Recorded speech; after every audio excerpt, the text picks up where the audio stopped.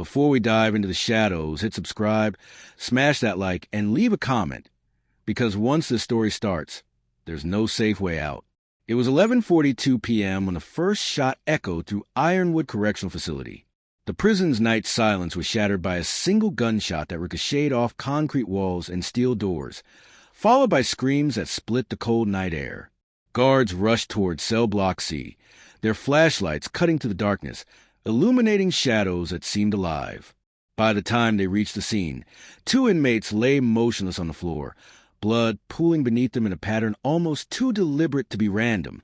Detective Julian Hayes arrived minutes later, his black coat dripping with rain from a night patrol outside. The facility's lights flickered intermittently, casting the prison yard into deep shades of gray and blue. Hayes had seen his share of gang violence outside these walls, but nothing had prepared him for the scale of organized brutality that thrived behind bars. The victims were identified immediately. Ramon Steele Ortega, a low-level enforcer for the notorious Red Vipers gang, and Derek Shaw, a former affiliate turned informant. Both had histories with other prison factions, but neither had expected to die inside what was supposed to be the safest facility in the state. Hayes examined the scene closely. The way the bodies were positioned, the precise locations of the bullet shells, the messages scrawled in crude red ink on the walls. It all pointed to a highly organized operation. Ironwood housed multiple violent groups, the Red Vipers, the Blacktowns, and the Iron Serpents, each controlling their territories like microstates, enforcing rules with unyielding brutality. Hayes knew the prison had been on edge for weeks. Smugglers were moving contraband in secret, alliances were shifting, and whispers of a new gang leader rising to power had reached his office just days before the shooting. The first clue that something deeper was brewing appeared when forensic teams discovered a series of symbols etched into the concrete near the bodies. 3 interlocking triangles painted in crimson. Hayes recognized it immediately from gang intelligence reports.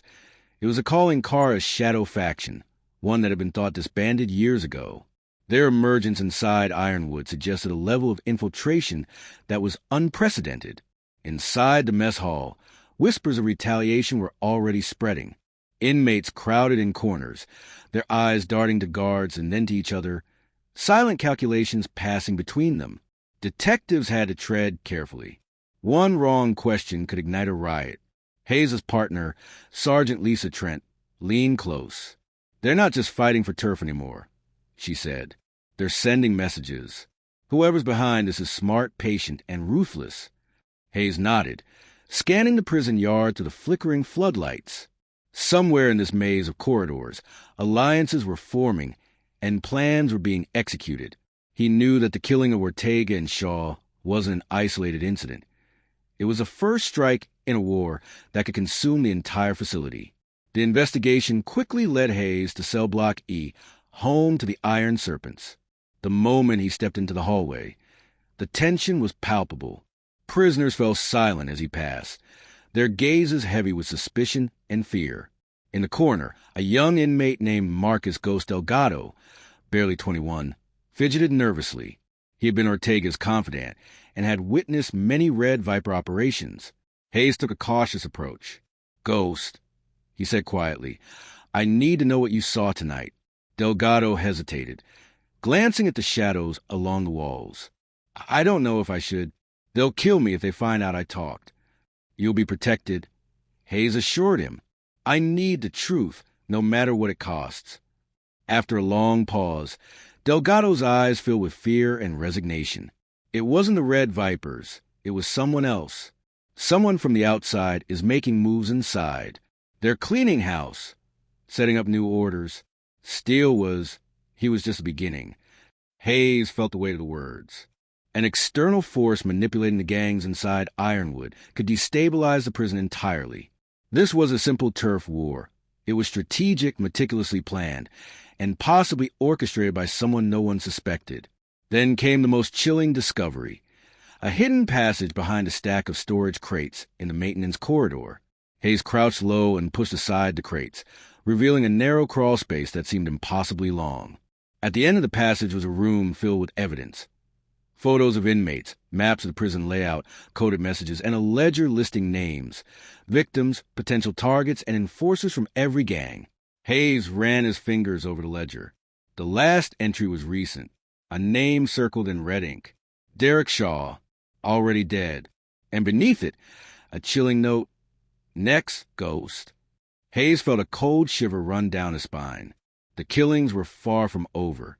Someone was orchestrating the chaos from the shadows, controlling the deadliest gangs in the prison like pieces on a chessboard.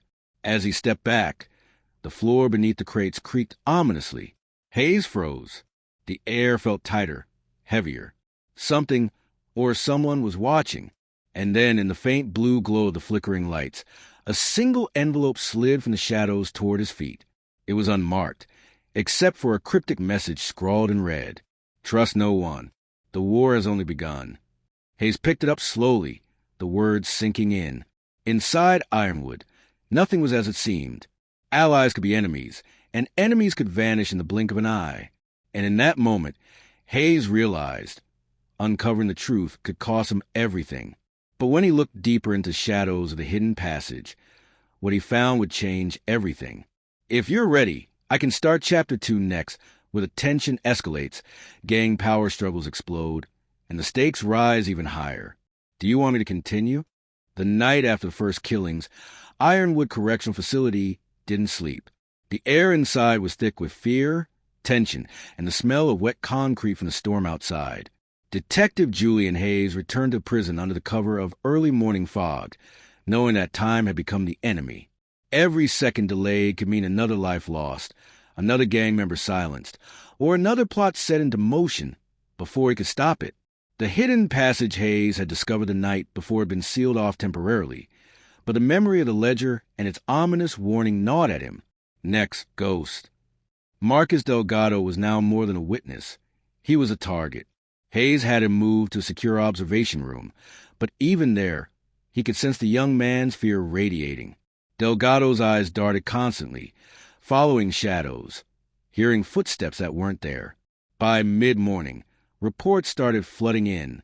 A brawl had erupted in Cell Block B. 2 Iron Serpents had been severely injured, their attackers unidentified. Hayes suspected this was more than coincidence. Whoever was orchestrating the murders wasn't limiting their reach to the Red Vipers. They were destabilizing all factions, carefully picking off threats, turning the prison into a living battlefield. Hayes met with Sergeant Lisa Trent in the control room. Screens flickered, showing corridors empty for now, but the blue emergency lights painted the walls in surreal shades of fear. "They're coordinating," Trent said, her voice tense. "Look at the timing.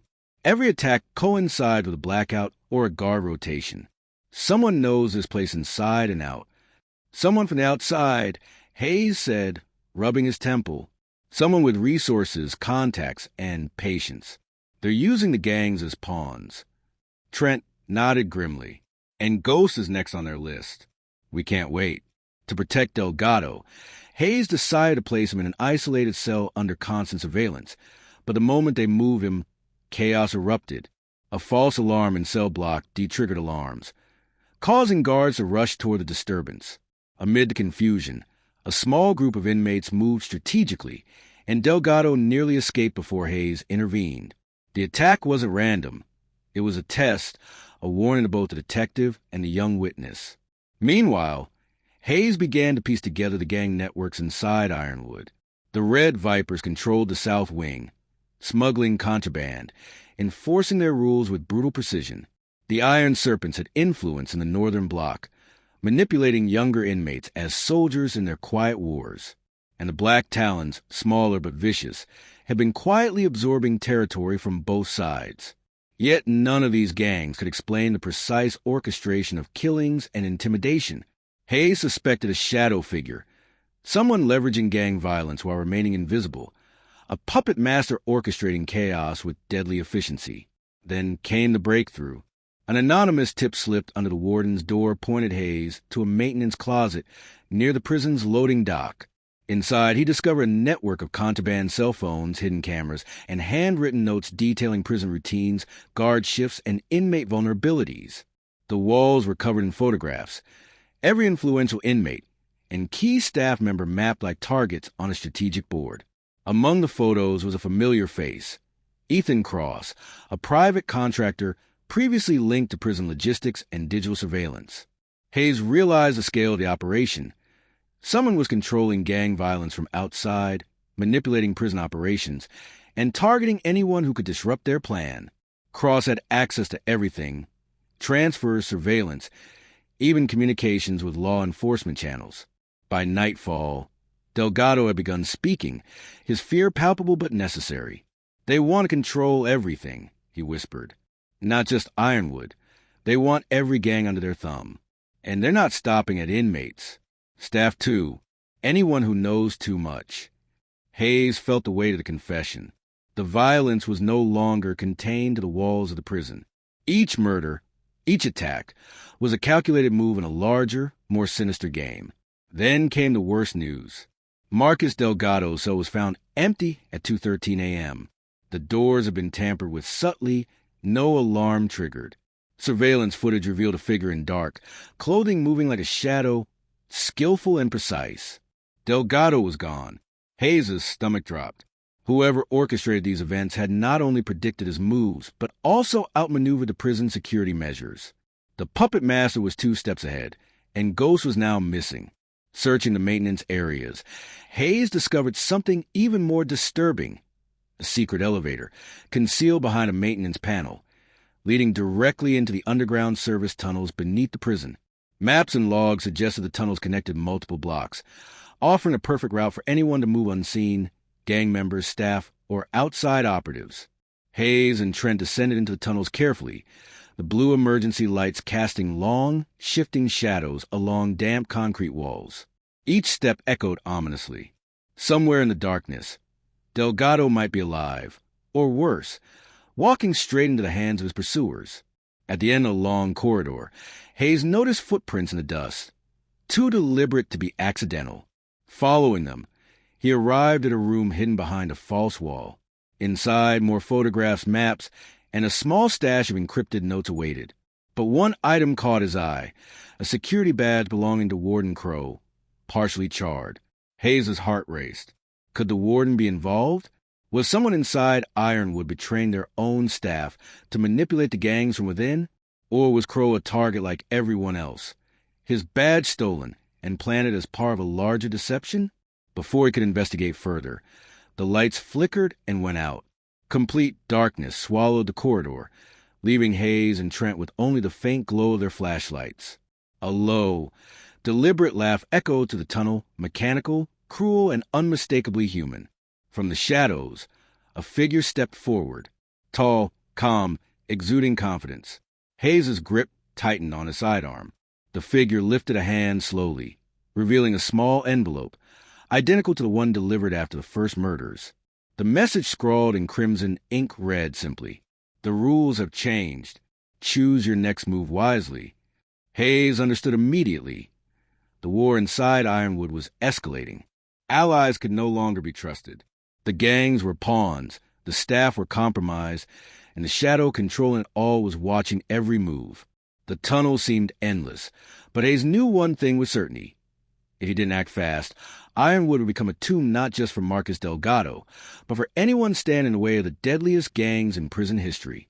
And in that suffocating darkness, Hayes realized something else. The next strike wouldn't just be inside the prison walls. It would be personal. The rain fell in sheets outside Ironwood Correctional Facility, washing the cold, gray walls, but doing nothing to cleanse the fear inside. Detective Julian Hayes had barely slept in days, the weight of every missed clue pressing down on him. Marcus Delgado was still missing, and the shadow manipulating the gangs, the unseen puppet master, had grown bolder with every strike. Hayes knew the next move could cost lives, including his own. Inside the control room, screens flickered with the grainy glow of surveillance footage. Guards worked tirelessly, but the network was already compromised. Someone was intercepting feeds, altering timestamps, and redirecting attention. Hayes scanned each monitor, searching for anything that could lead to Delgado or expose the person behind the chaos. Then he noticed it: a dark figure moving deliberately across the yard during a security check, bypassing cameras with ease. He called Sergeant Lisa Trent over. "Do you see him?" he asked, pointing at the blurry shadow on the screen. Trent squinted. That's not an inmate, and it's not a guard. Whoever it is, they know every blind spot. Hayes didn't wait. He grabbed his coat and headed into the stormy night, Trent following. They moved along the perimeter, flashlights piercing the darkness. Every instinct screaming that time had run out. The prison yard felt alien, transformed into a labyrinth of fear. In the shadows, the sound of distant shouting suggested a diversion, but Hayes ignored it. His priority was one, finding Delgado before it was too late. Down in the underground tunnels, Delgado was awake. His hands were bound, his face bruised, but he was alive. The room he'd been kept in was dimly lit. Only a small blue lamp casting eerie shadows. Across from him stood the figure Hayes had seen on the monitor, Ethan Cross. "You don't understand," Cross said smoothly. "I'm not the enemy. I'm the facilitator. This isn't chaos, it's control." Delgado's eyes widened. "Control? You've killed people. You've turned everyone against each other." Cross smiled. "Collateral damage. Necessary adjustments. You're just a piece on the board." A door slammed behind Cross. Hayes and Trent had found a tunnel entrance, moving silently through the maze.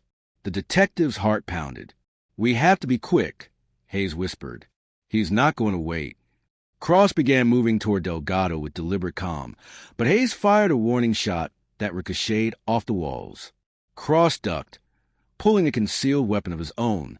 The standoff was tense, every second stretching like hours. "You don't know what you're dealing with," Cross said. "I've been orchestrating this for months. The gangs, the guards, the prisoners, they all play their roles perfectly. Remove one piece, and the system adapts." Trent stepped forward, aiming her pistol. "Step away. It's over." Cross laughed, a low, chilling sound. "Over? Detective, this is only the beginning. You think taking me stops it? The structure is already set. The gangs will rebuild. Someone always steps in. Always." Hayes lunged, tackling across the floor. The struggle was violent but contained. Trent restrained him while Hayes freed Delgado, untangling the ropes and checking for injuries. Delgado's hand shook, but his relief was palpable. "You're safe for now," Hayes said. Delgado nodded, tears in his eyes. Back on the surface, authorities swarmed the prison tunnels, discovering encrypted devices and hidden communications that confirmed Cross's manipulation. Every gang inside Ironwood had been under his indirect control, following orders they thought came from their own leaders. Hayes realized the depth of the conspiracy. Cross had infiltrated more than one prison system, using the same methods to manipulate violence and control operations remotely. But even with Cross in custody, Hayes couldn't shake the unease. The ledger, the hidden rooms, the secret passages. It was organized chaos, meticulously designed.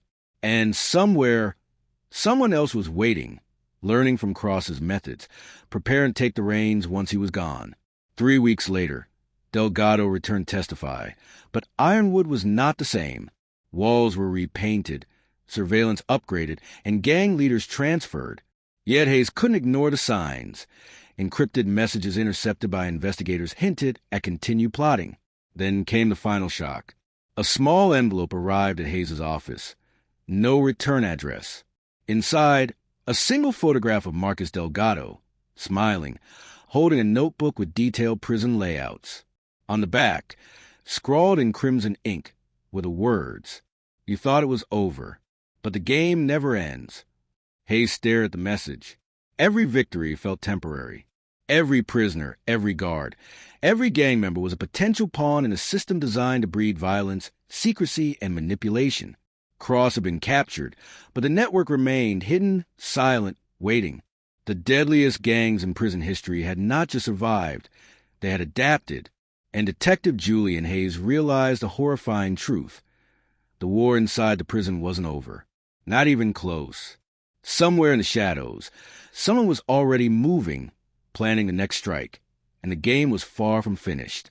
If you think this story was intense, you're not ready for the next one. Hit subscribe so you don't miss it.